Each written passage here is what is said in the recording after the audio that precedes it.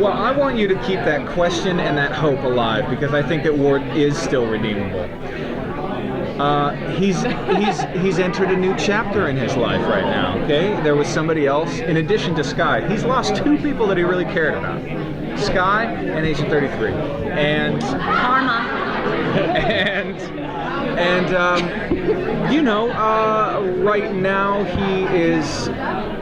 Oh, thank you. I completely lost my train of thought. I have a coffee break. Where was I? Ward is still redeemable, and he's the hero in his own story. He's not the villain. You won't see a mustache. You did see a beard. You won't see a mustache that I twirl. I'm refusing to do that. There's no cat that I'm petting. I would still like a parrot on my shoulder. I think that would be kind of cool. A peg leg, perhaps. I'm taking this in a pirate direction, I realize. What I'm trying to say is I know he's done some pretty bad things, but I don't think he's the villain in this story. I think he's the anti-hero, and every yin needs a yang. Coulson does things his own way. S.H.I.E.L.D. 2.0 was created because not everybody agrees with that, and maybe Hydra is on the other side of Coulson as well, because there might be some things that are we disagree on.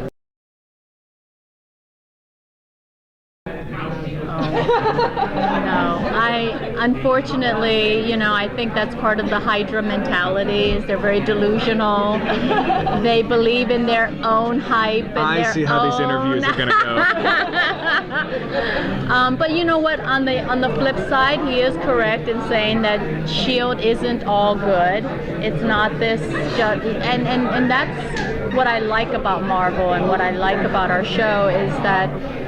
Even the Inhumans that are coming and the new group, Secret Warriors, in any organization, in any faction where there's power and there's going to be some form of corruption.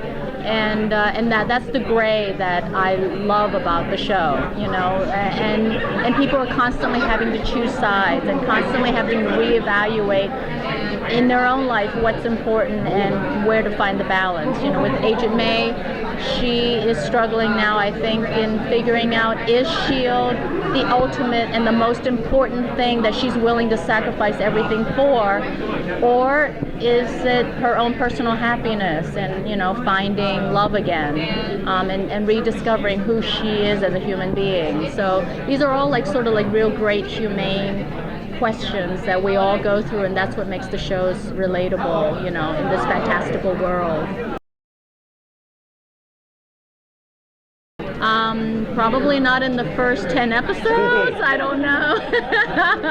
I mean, I love that. You know, it's a character that has to be peeled very slowly.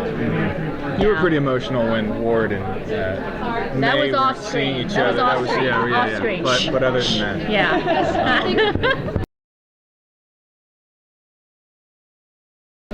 I think May really still believes in Skye, and even though she was misdirected because of her, you know, need to build this relationship with her real mother, I think May really understood. Even though she knocked her off her feet with her superpowers, it was almost like one of those situations where the maternal love takes over, and she was able to forgive her pretty quickly.